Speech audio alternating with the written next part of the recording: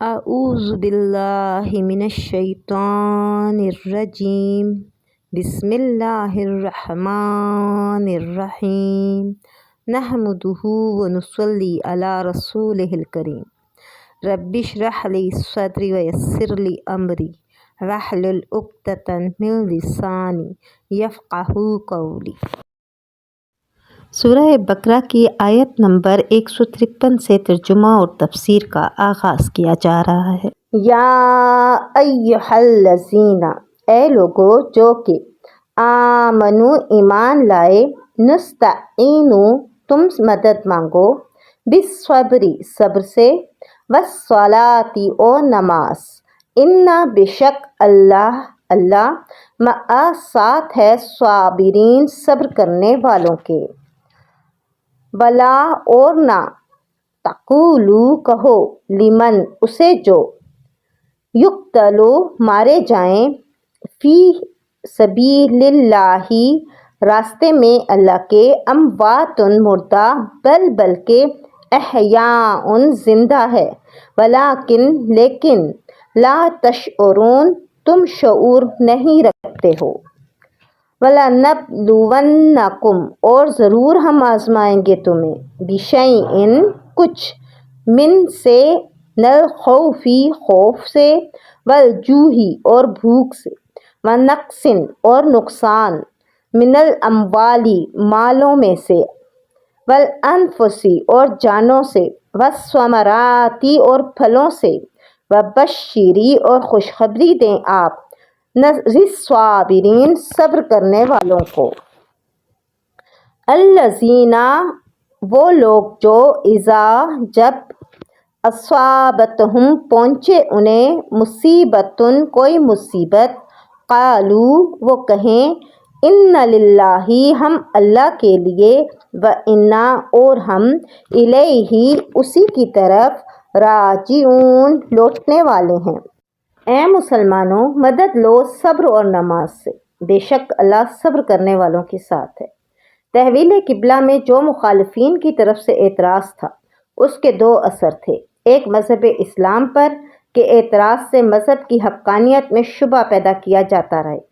اوپر کی آیتوں میں اس اعتراض کا جواب دے کر اس کا اثر دفع کرنا مقصود تھا۔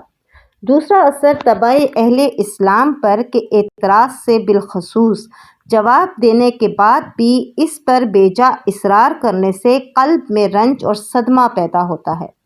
آیت آئندہ میں تخفیف حزن کا طریقہ کہ صبر و صلاۃ ہے بتلا کر اس دوسرے اثر کو زائل فرماتے ہیں۔ خلاصہ تفسیر اس طرح سے ہے کہ اے ایمان والو، طبیعتوں میں غم ہلکا کرنے کے بارے میں صبر اور نماز سے سہارا اور مدد حاصل کرو۔ بلا شبہ حق کے تعالیٰ ہر طرح سے صبر کرنے والوں کے ساتھ رہتے ہیں، اور نماز پڑھنے والوں کے ساتھ تو بدرجہ اولیٰ۔ وجہ یہ ہے کہ نماز سب سے بڑی عبادت ہے۔ جب صبر میں یہ وعدہ ہے تو نماز جو اس سے بھی بڑھ کر ہے، اس میں تو بدرجہ اولیٰ یہ بشارت ہوگی۔ استعینوا بالصبر والصلاۃ، اس آیت میں یہ ہدایت ہے کہ انسان کے تمام حوائج اور ضروریات کو پورا کرنے اور تمام آفات و مصائب اور تکالیف کو دور کرنے کا نسخہ اکثیر دو جز سے مرکب ہے، ایک صبر، دوسرے نماز، اور اس نسخے کے تمام حوائج اور تمام مصائب کے لیے عام ہونے کی طرف قرآن عظیم نے اس طرح سے اشارہ کر دیا ہے کہ استعینوا کو عام چھوڑا،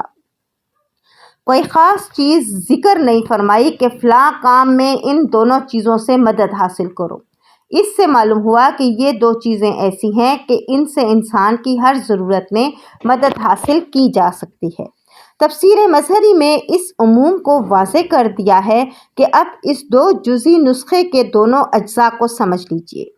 صبر کی اصل حقیقت، صبر کے اصلی معنی اپنے نفس کو روکنے اور اس پر قابو پانے کے ہیں۔ قرآن و سنت کی اصطلاح میں صبر کے تین شعبے ہیں۔ ایک اپنے نفس کو حرام اور ناجائز چیزوں سے روکنا، دوسرے طاعات اور عبادات کی پابندی پر مجبور کرنا، تیسرے مصائب و آفات پر صبر کرنا، یعنی جو مصیبت آ گئی اس کو اللہ تعالیٰ کی طرف سے سمجھنا اور اس کے ثواب کا امیدوار ہونا۔ اس کے ساتھ اگر تکلیف و پریشانی کے اظہار کا کوئی کلمہ بھی منہ سے نکل جائے تو وہ صبر کے منافی نہیں۔ یہ تینوں شعبے صبر کے فرائض میں داخل ہیں اور ہر مسلمان پر یہ پابندی عائد ہے کہ تینوں طرح کے صبر کا پابند ہو۔ عوام کے نزدیک صرف تیسرے شعبے کو تو صبر کہا جاتا ہے۔ دو شعبے جو صبر کی اصل اور بنیاد ہیں، عام طور پر ان کو صبر میں داخل ہی نہیں سمجھا جاتا۔ قرآن و حدیث کی اصطلاح میں صابرین ان لوگوں کا لقب ہے جو تینوں طرح کے صبر میں ثابت قدم ہوں۔ بعض روایات میں ہے کہ محشر میں ندا کی جائے گی کہ صابرین کہاں ہیں، تو وہ لوگ جو تینوں طرح کے صبر پر قائم رہ کر زندگی سے گزرے ہیں وہ کھڑے ہو جائیں گے اور ان کو بلا حساب جنت میں داخلے کی اجازت دے دی جائے گی۔ ابن کثیر نے اس روایت کو نقل کر کے فرمایا کہ آیت قرآن انما یوفی الصابرون اجرہم بغیر حساب سے بھی اس طرف اشارہ ہوتا ہے۔ نماز دوسرا جز اس نسخے کا جو تمام انسانی ضروریات کو پورا کرنے اور تمام پریشانیوں اور آفتوں سے نجات دلانے میں اکثیر ہے۔ نماز سے صبر کی جو تفسیر ابھی لکھی گئی ہے اس سے معلوم ہوتا ہے کہ در حقیقت نماز اور تمام عبادات صبر ہی کی جزیات ہیں، مگر نماز کو جداگانہ بیان اس لیے دیا کہ تمام عبادات میں سے نماز ایک ایسی عبادت ہے جو صبر کا مکمل نمونہ ہے، کیونکہ نماز کی حالت میں نفس کو عبادت و اطاعت پر محبوس میں کیا جا سکتا ہے اور تمام معاصی و مکروہات سے بلکہ بہت سے مباحات سے بھی نفس کو بحالت نماز روکا جاتا ہے۔ اس لیے صبر جس کے معنی نفس کو اپنے قابو میں رکھ کر تمام طاعات کا پیرو اور تمام معاصی سے مجتنب اور بیزار بنایا ہے، نماز اس کی ایک عملی تمثیل ہے۔ اس کے علاوہ نماز کو انسان کی تمام حاجات کو پورا کرنے اور تمام آفتوں مصیبتوں سے نجات دلانے میں بھی ایک خاص تاثیر ہے۔ گویا اس کی وجہ سے اور سبب معلوم نہ ہو جیسے دواؤں سے بہت سی ادویات کو مؤثر بالخاصہ تسلیم کیا جاتا ہے،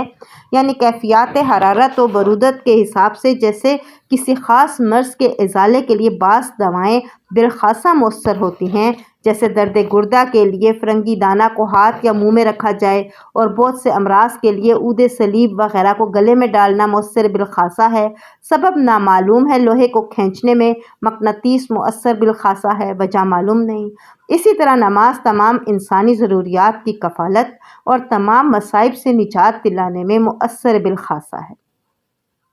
بشرطے کہ نماز کو نماز کی طرح آداب اور خشوع و خضوع کے ساتھ پڑھا جائے۔ ہماری جو نمازیں غیر مؤثر نظر آتی ہیں اس کا سب سے بڑا سبب ہمارا اپنا قصور ہے کہ نماز کے آداب و خشوع و خضوع میں کوتاہی ہوتی ہے، ورنہ رسول اللہ صلی اللہ علیہ وآلہ وسلم کی عادت شریفہ یہ تھی کہ جب کوئی مہم پیش آتی تو نماز کی طرف رجوع فرماتے تھے، اس کی برکت سے اللہ اس مہم کو پورا فرما دیتے تھے۔ حدیث میں ہے جب بھی کوئی یعنی رسول اللہ صلی اللہ علیہ وآلہ وسلم کو جب کوئی ضرورت پیش آتی تو نماز کی طرف رجوع فرمایا کرتے۔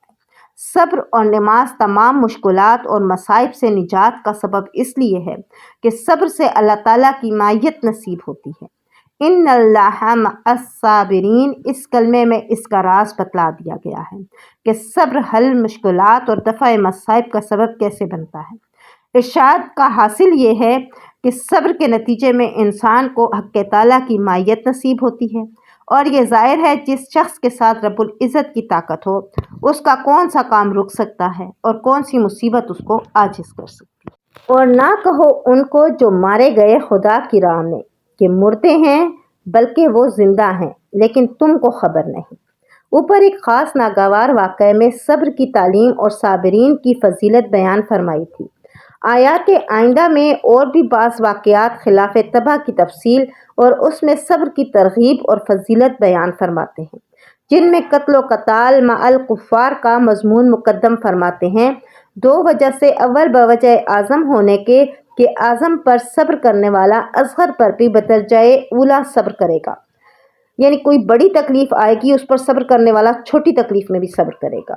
دوسرے خاص طور پر مناسب مکان ہونے کی وجہ سے، کیونکہ معترضین مذکورین کا ساتھ یہ معاملہ پیش آتا تھا۔ خلاصہ تفسیر کچھ اس طرح سے ہے کہ اور جو لوگ اللہ کی راہ میں یعنی دین کے واسطے قتل کیے جاتے ہیں ان کو ایسی فضیلت ہے کہ ان کی نسبت یوں بھی مت کہو کہ وہ معمولی مردوں کی طرح مردے ہیں، بلکہ وہ لوگ ایک ممتاز حیات کے ساتھ زندہ ہیں، لیکن تم اپنے موجودہ حواس سے اس حیات کا ادراک نہیں کر سکتے۔ اور دیکھو ہم صفت و رضا و تسلیم میں جو کہ مقتضا ایمان کا ہے، متقاضا ایمان کا ہے، تمہارا امتحان کریں گے، کسی قدر خوف سے جو کہ ہجوم مخالفین یا نزول حوادث و شائعات سے پیش آوے، اور کسی قدر فکر و فاقہ سے، اور کسی قدر مال و دولت اور جان اور پھلوں کی کمی سے، مثلاً مویشی مر گئے یا کوئی آدمی مر گیا یا بیمار ہو گیا یا پھل اور کھیتی کی پیداوار تلف ہو گئی، بس تم صبر کرنا۔ اور جو لوگ ان امتحانوں میں پورے اتریں گے اور مستقل رہیں تو آپ ایسے صابرین کو بشارت سنا دیجئے جن کی یہ عادت ہے کہ ان پر جب کوئی مصیبت پڑتی ہے تو وہ دل سے سمجھ کر یوں کہتے ہیں کہ ہم تو مال و اولاد حقیقتاً اللہ ہی کی ملک ہیں، اور مالک حقیقی کو اپنی ملک میں ہر طرح کے تصرف کا اختیار حاصل ہے۔ اس سے مملوک